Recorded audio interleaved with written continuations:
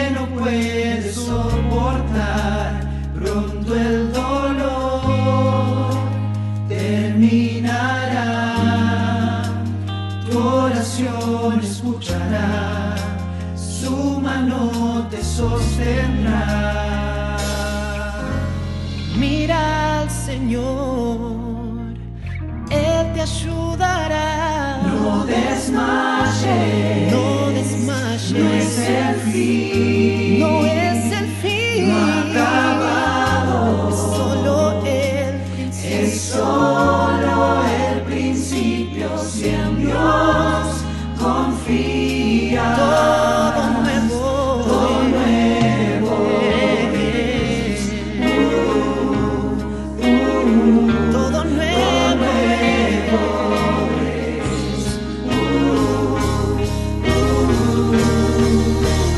Algo se mueve, el día vendrá, todo ha cambiado, todo es diferente. El sol salió, las tinieblas se van, tu oración responderá, su mano te sostendrá. Mira al Señor, Él te ayudará, Él es siempre fiel. Él te dirá, no desmayes, no es el fin, no ha acabado, es solo el principio, no desmayes, no es el fin, no ha acabado, es solo el principio. Confía en Él, confía en Él, Él es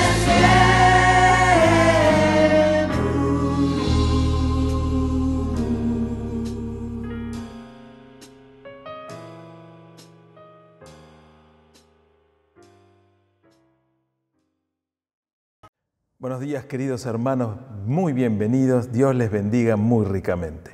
Ya estamos en el segundo domingo del año y es el domingo en que hacemos un énfasis especial en las misiones, precisamente porque nos interesa mantener nuestro compromiso, nuestro apoyo en oración, pero también en cuestión financiera con aquellas actividades misioneras que vamos apoyando desde hace mucho tiempo. Gracias a Dios, como me gusta repetir cada segundo domingo del año,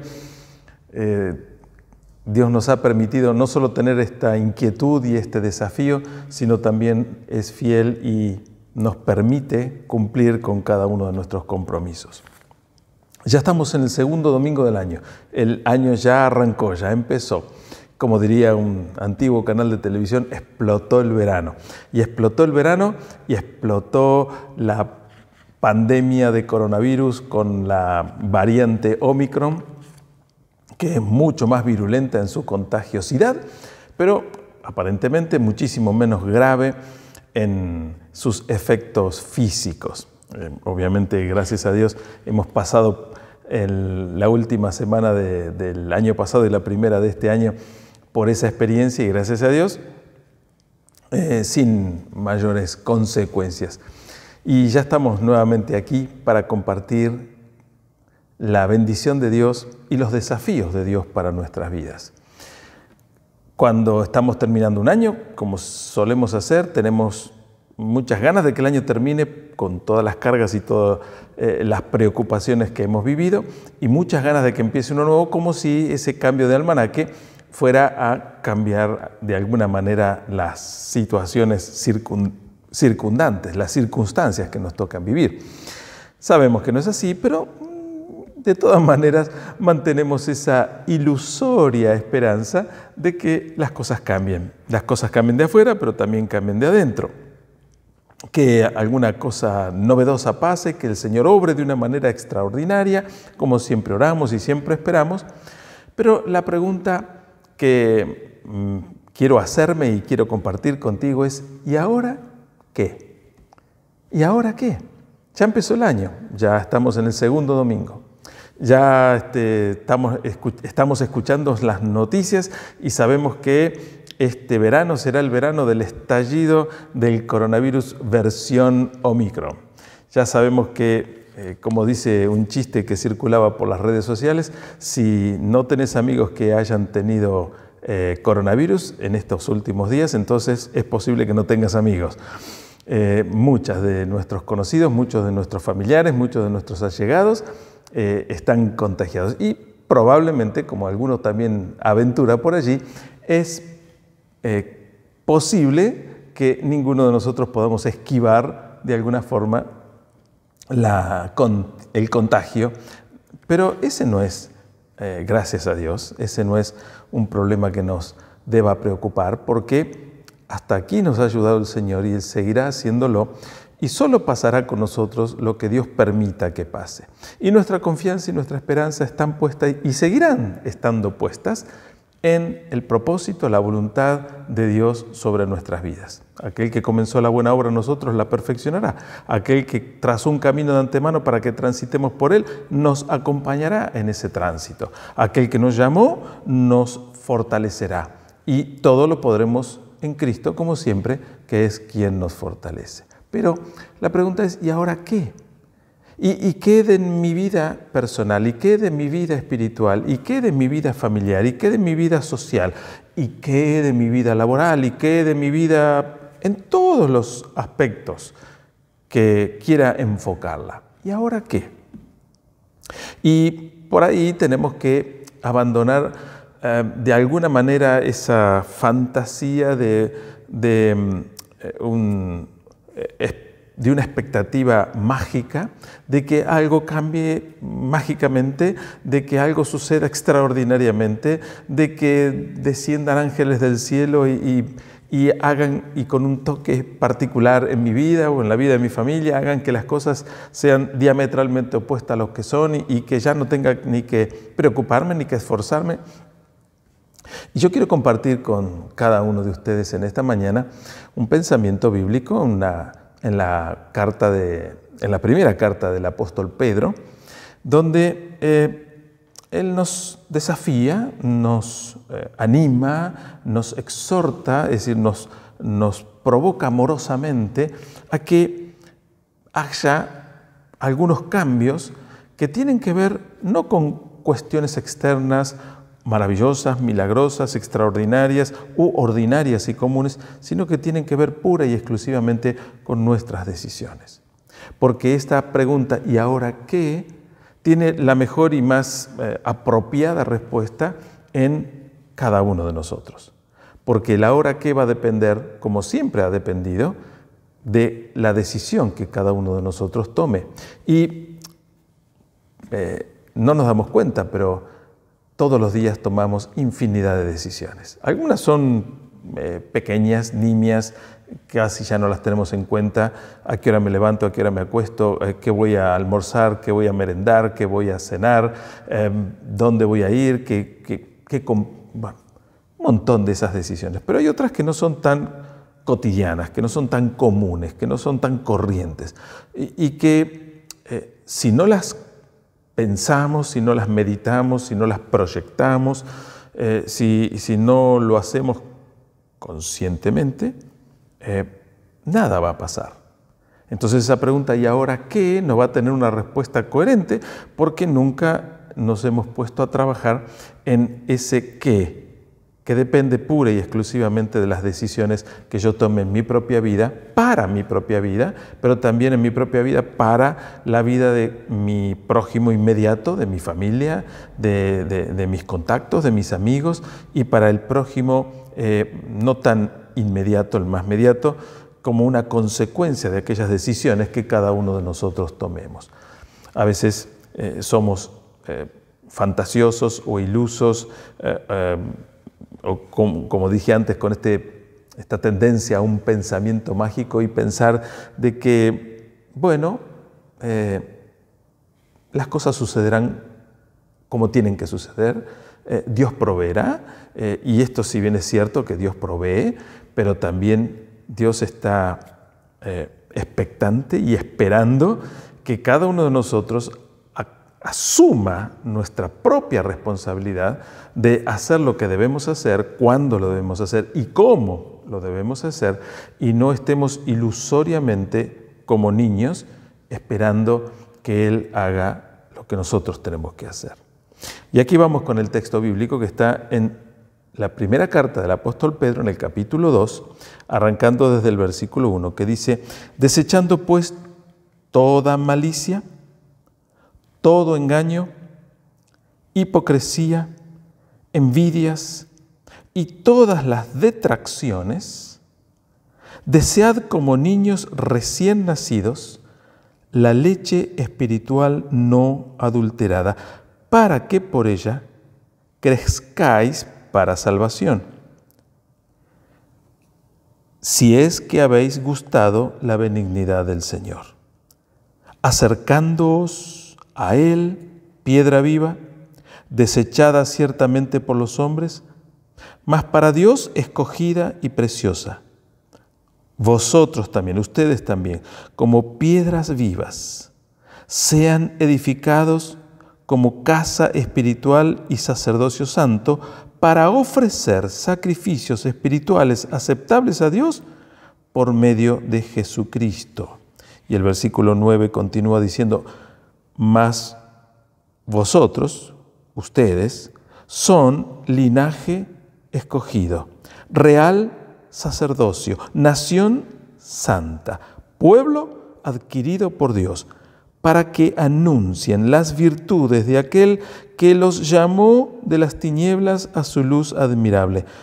Ustedes, vosotros, que en otro tiempo no eran pueblo, pero que ahora son pueblo de Dios, que en otro tiempo no habían alcanzado misericordia, pero ahora habéis alcanzado misericordia. Hasta aquí con la lectura en las Escrituras. ¿Y ahora qué? ¿Y ahora qué? La respuesta es: ahora es la tarea de cada creyente. ¿Cuál es la tarea de cada creyente? ¿Cuál es la tarea más importante que como creyentes tenemos que hacer?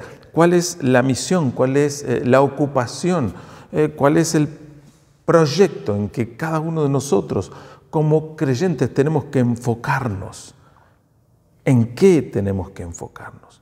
Muchas veces, culturalmente, dentro de las congregaciones evangélicas, cuando pensamos en servir a Dios o servir para Dios o hacer algo para la gloria de Dios, comúnmente pensamos, mayormente, no siempre ni en todos los casos, pero mayormente pensamos en qué tarea o qué ocupación puedo yo realizar o desarrollar dentro de la congregación.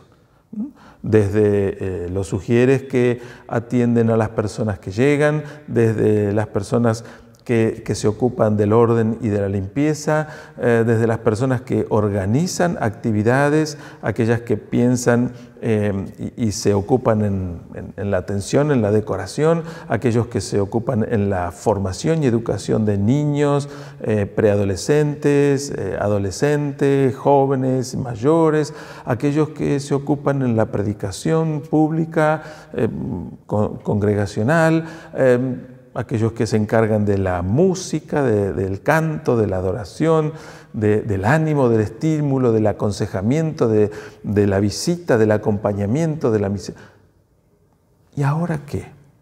Y nos proyectamos a pensar, bueno, este año quiero servir al Señor, y este año quiero servir al Señor haciendo algo que hasta ahora nunca hice, y quiero servir al Señor ocupando una responsabilidad en tal ministerio o en tal actividad, en el área social, en el área de adoración, en el área de servicio comunitario o de acción social, o en el servicio de mantenimiento.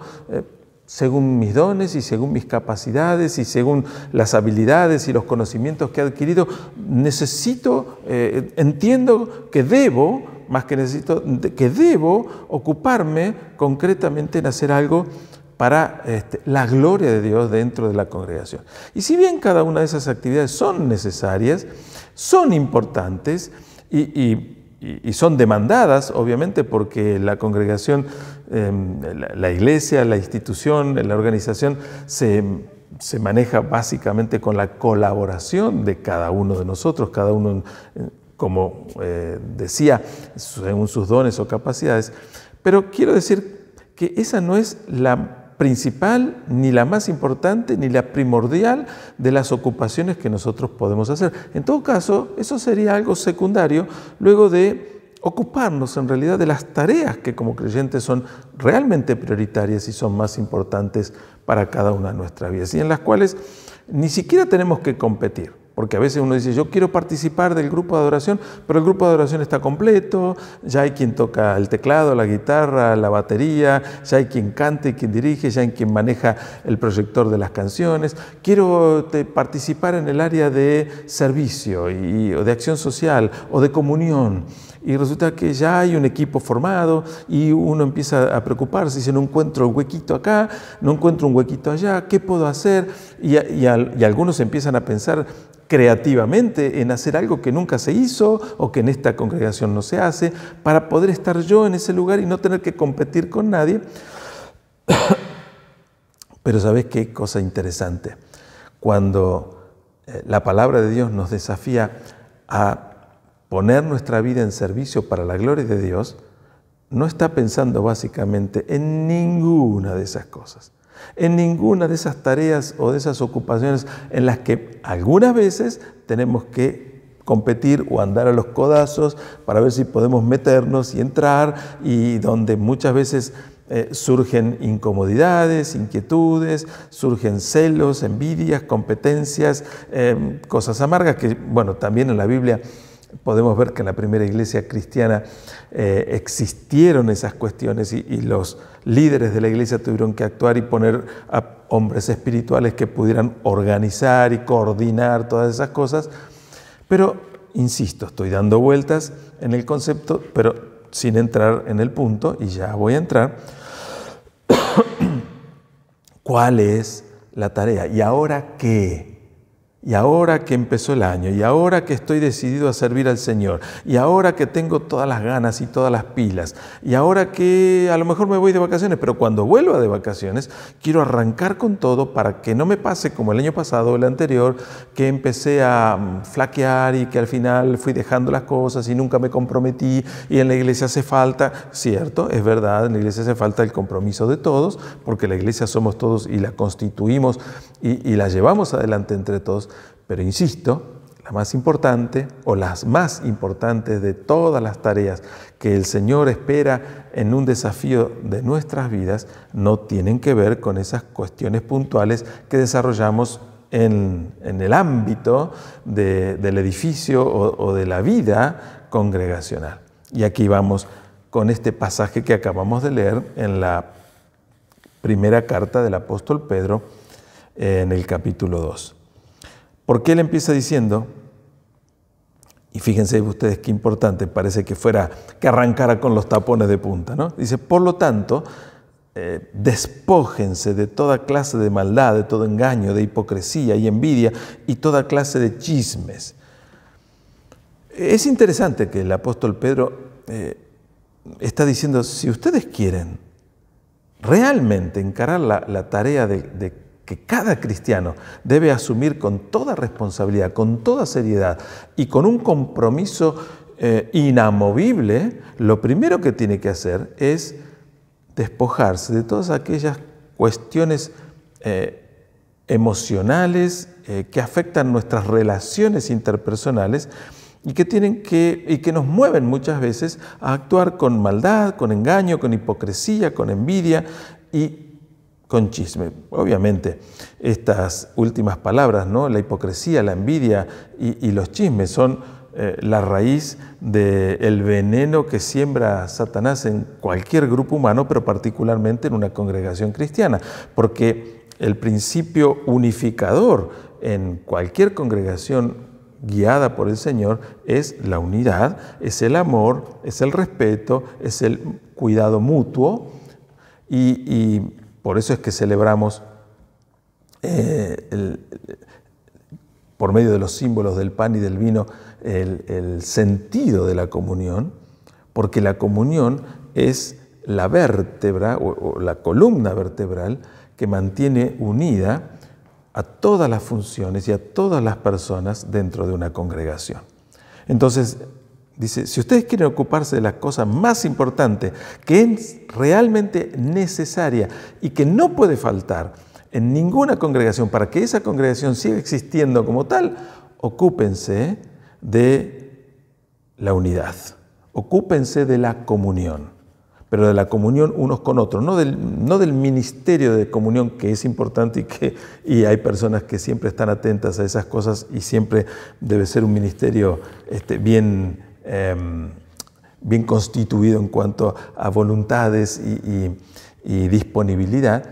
Se refiere a la comunión, a la unión común que solo es posible por el amor de Dios y que nos permite despojarnos de toda clase de maldad, de todo engaño, de toda hipocresía, de toda envidia y de toda clase de chismes. Donde está esa comunión, donde está ese amor de Dios en nosotros, nos lleva a alejarnos de lo malo. Entonces, lo primero que está planteando aquí el apóstol Pedro es: alejémonos de lo malo. Cuando nos preguntemos, ¿y ahora qué? Lo primero que tengo que hacer es alejarme de lo malo. Ahora, pastor, podrás estar pensando, para poder alejarme de lo malo, yo tendría que reconocer que estoy en lo malo, o que estoy cerca de lo malo, o que estoy propenso a ser afectado por lo malo. Querida hermana, querido hermano, si no somos capaces de reconocer que siempre estamos cerca y propensos a ser afectados por lo malo, estamos en problemas. Necesitamos reconocer que siempre estamos cerca de ser afectados por lo malo. Constantemente. Satanás no abandona la tarea.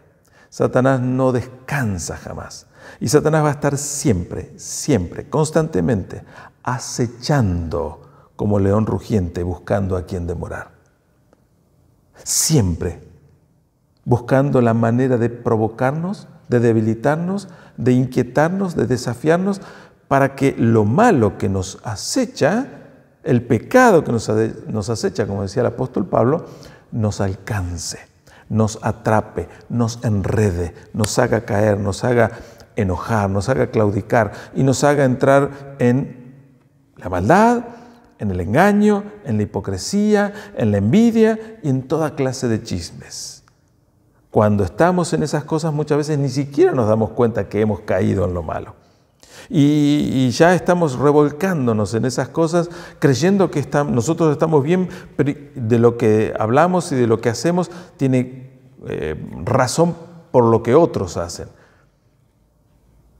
Pero es aquí donde viene el consejo de la palabra de Dios: alejémonos de lo malo. Antes de preocuparte en qué ministerio, en qué actividad, en qué tarea, en qué responsabilidad y qué día de la semana o cuántos días o de qué manera podés servir al Señor, el apóstol dice, inspirado por Dios, aléjate de lo malo. Aléjate de lo malo, porque si no, lo que vamos a hacer es constituir un grupo humano que sonríe, que aparenta estar todo bien, pero que por dentro estamos luchando a los codazos a ver a quién desplazamos para que yo pueda estar, para que a mí me puedan ver, para que yo pueda lucir. Y en la vida cristiana el único que debe lucirse es Dios. A través de nuestra vida, claro que sí, pero Él. Y que la gloria sea para Él, porque cuando queremos compartir un poquito de esa gloria y queremos que un poquito de esa gloria nos haga brillar, ya estamos despojando a Dios de la gloria que solo Él merece. Entonces el primer consejo para pensar en vista de comprometernos a asumir un verdadero responsabilidad cristiana en nuestra vida, empieza por mí mismo, alejarme de lo malo. Y esto requiere, como dije, la constante conciencia del riesgo de estar siendo afectados por lo malo, porque nuestro enemigo no descansa. Lo segundo que dice es que nos alimentemos espiritualmente. Fíjense lo que dice el versículo 2. Como niños recién nacidos, busquen con ansia la leche espiritual pura, para que por medio de ella crezcan y tengan salvación. Como niños recién nacidos, busquen con ansias la leche espiritual no adulterada, la leche espiritual pura. ¿Y a qué se está refiriendo? A esta alimentación espiritual, se está refiriendo a la necesidad de crecer, se está refiriendo al ansia de alimento que desesperadamente reclama a un bebé cuando le pica el bagre, cuando tiene hambre, y llora hasta que le prestan atención y hasta que le acercan el alimento que necesita. Con hambre como de un bebé, dice, aliméntense espiritualmente, crezcan, busquen crecer. Como niños recién nacidos, busquen con ansias la leche espiritual. Entonces, más allá de alejarnos de lo malo, tenemos que ocuparnos por nuestra alimentación espiritual. Yo quiero servir al Señor. ¿Querés servir al Señor? Bueno, nadie que esté mal alimentado y por consiguiente debilitado puede hacer un servicio constante o continuo y fructífero, porque en algún momento su falta de alimentación le va a hacer mella. Y lo mismo pasa con nuestra vida espiritual. Podemos ocupar el lugar que deseemos ocupar. Y hasta si somos muy hiperactivos, hasta podemos estar en 4 o 5 ministerios y ocupando responsabilidades diversas y tratando de ocupar nuestro tiempo y gozándonos porque lo hacemos y contentos de que otros vean que mi ejemplo de persona hiperactiva ocupándome en todo, porque no hay otros que se ocupan de lo suyo propio, pero yo me ocupo de las cosas del Señor. Si querés ocuparte de lo más importante, además y después de haberte alejado de lo malo, ocupate en alimentarte espiritualmente. Y cuando te hayas alejado de lo malo y te hayas alimentado espiritualmente, entonces estarás mejor capacitado y fortalecido para poder servir al Señor de la mejor manera. Pero hay una tercera cosa que dice aquí en el versículo 4. Dice, acérquense pues al Señor, la piedra viva que los hombres desecharon, pero que para Dios es una piedra escogida y de mucho valor. Aquí está diciendo que Jesucristo fue desechado por los hombres sin entender, sin comprender que Jesucristo era la verdadera piedra fundamental sobre la que el edificio iba a tener consistencia y resistencia. Y está diciendo, acérquense al Señor, acérquense a Él. Y esto habla de la comunión íntima y personal nuestra con Dios. Ya no es simplemente alimentarnos espiritualmente abrevando de la fuente inagotable que es la palabra de Dios que fluye de las Escrituras, sino que es espiritualmente buscar una comunión y una dependencia personal con el Señor. Él es la piedra viva, aquella que es despreciada comúnmente y generalmente despreciada por los hombres sin conocimiento de Dios, pero que para nosotros tiene que ser la cabeza del ángulo, la principal, la más importante, aquella sobre la cual debemos estar afirmados y en ninguna otra cosa afirmados, sino solo en la fe y en la comunión y en la dependencia de nuestro Señor Jesucristo. ¿Tenemos comunión con Él? ¿Estamos dependiendo absolutamente de Él?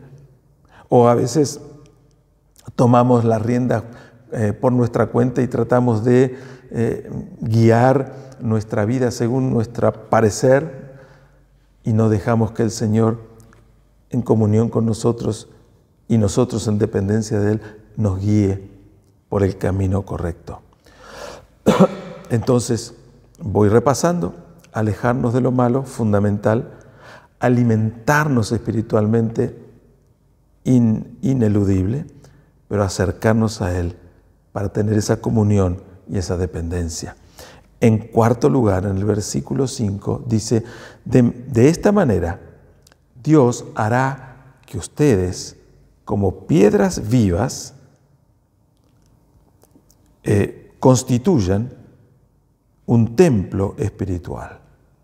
El Señor hará de ustedes, como piedras vivas, un templo espiritual, un sacerdocio santo, que por medio de Jesucristo ofrezca sacrificios espirituales agradables a Dios. Y aquí está hablando de la adoración personal.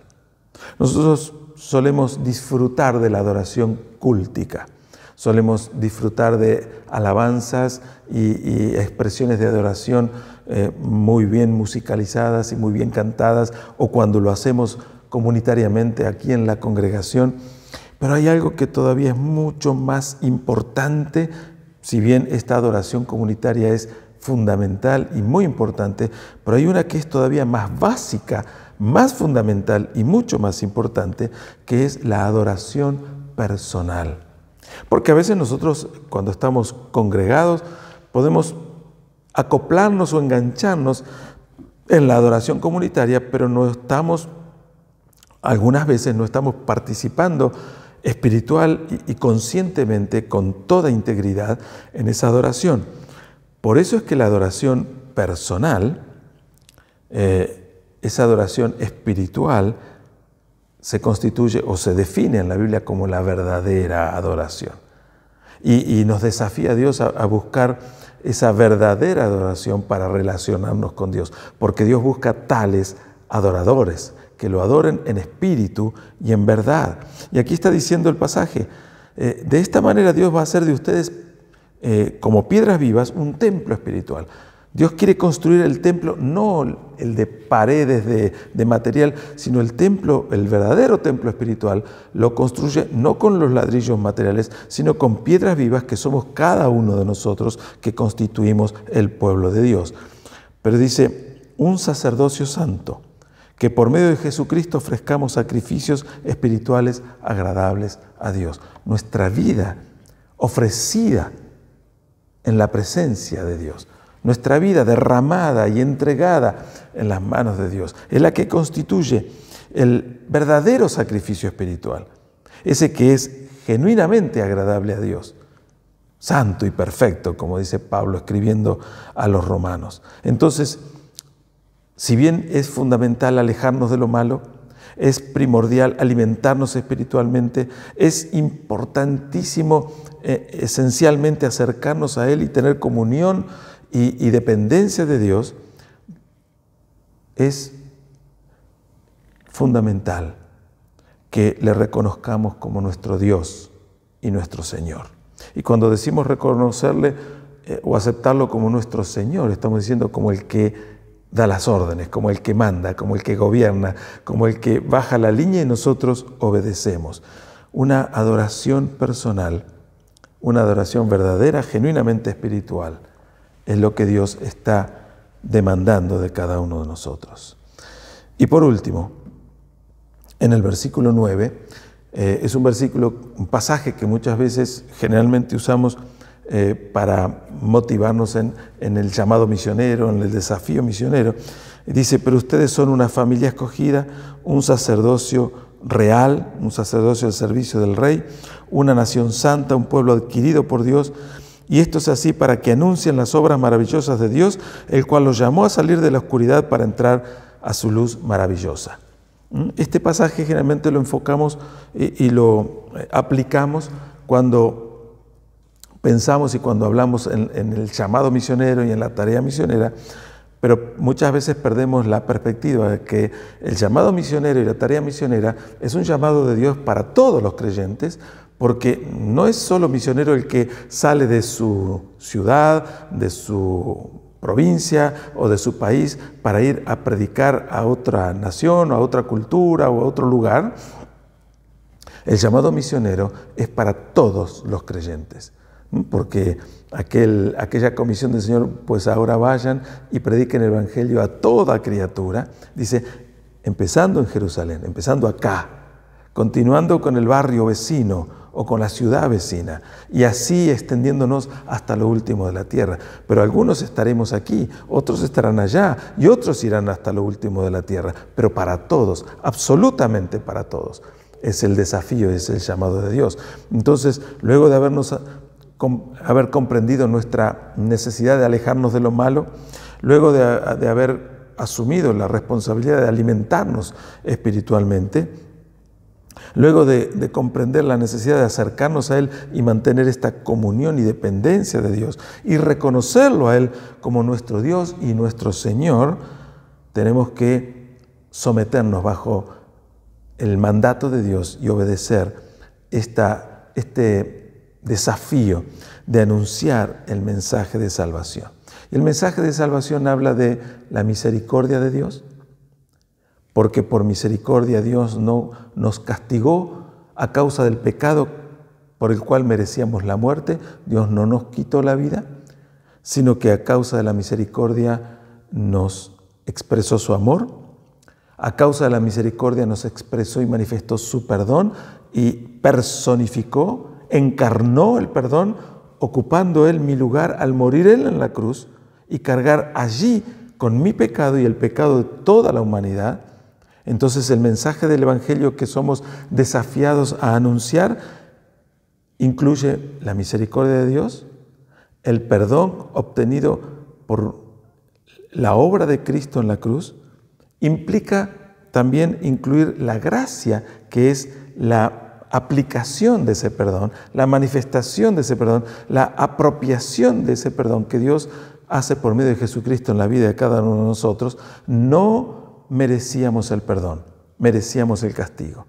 Por misericordia no recibimos el castigo, pero por gracia recibimos el perdón que no merecíamos. Y esta es la maravillosa obra de Dios completa a favor, que trae como consecuencia la paz de Dios en nosotros y la vida eterna. Entonces el mensaje de salvación es sencillo, tiene básicamente estos 5 puntos: misericordia, perdón, gracia, paz como consecuencia de esa misericordia, perdón y gracia, paz y vida eterna como regalo maravilloso de Dios para todo aquel que cree. Querida hermana, querido hermano, ¿y ahora qué? Y ahora, antes de pensar en cualquier tarea, en cualquier compromiso, en cualquier ministerio, en cualquier cosa que uno quiera hacer, por más loable, maravillosa y necesaria que es, Dios nos desafía a que la tarea de cada creyente sea con uno mismo en primer lugar. Sea conmigo, sea con vos mismo, con vos misma, alejándote de lo malo, alimentándote espiritualmente con el ansia de un bebé, acercándote a Él para establecer esa comunión y esa dependencia cotidiana, reconociéndolo como Dios y Señor para estar dispuesto a humillarte y obedecer, y estar dispuesto a anunciar el Evangelio de misericordia, perdón, gracia, paz y salvación. Ocupémonos de lo más importante. Cuando pensemos, ¿y ahora qué? Esto es lo más importante, que Dios espera de nosotros porque nos ha mandado, nos ha comisionado a que vivamos de esta manera. Después las otras cosas vendrán por añadidura, como consecuencia de que nuestra vida está enfocada, de que nuestra vida está alineada, de que nuestra vida está encauzada, que está encaminada por ese camino de buenas obras que Dios preparó de antemano para que lo transitemos. Pero las cosas, lo primero en primer lugar. Que Dios te bendiga. Quiero terminar con una oración sobre tu vida. Amado Señor, bendito Padre Celestial, gracias porque nos estás acompañando en el comienzo de un año nuevo. Gracias, Señor, porque nos estás desafiando a tomarnos un tiempo de descanso, en primer lugar para reponer fuerzas, pero también para pensar en las cosas que son más importantes. Y cuando surja la pregunta, ¿y ahora qué?, con respecto a la vida cristiana, con respecto a la congregación, que podamos entender que lo que es prioritario tiene que ver con mi propia vida personal, con mi propia vida de relación contigo, Señor, y de dependencia de ti. Señor, sé que estás dispuesto a extender tu mano para guiarme. Yo soy el que debe estar dispuesto y atento para tomar esa mano y dejarme guiar, siendo sumiso y obediente a tu palabra y a tu voluntad. Te doy gracias por ese amor, por esa paciencia, por esa gracia abundante e inagotable. Te alabo y te bendigo. Me encomiendo en tus manos cada día, en el nombre de Jesús. Amén y amén. Que Dios te bendiga muy ricamente. Espero que cada domingo sigas allí para acompañarnos en nuestros mensajes. Que Dios te bendiga.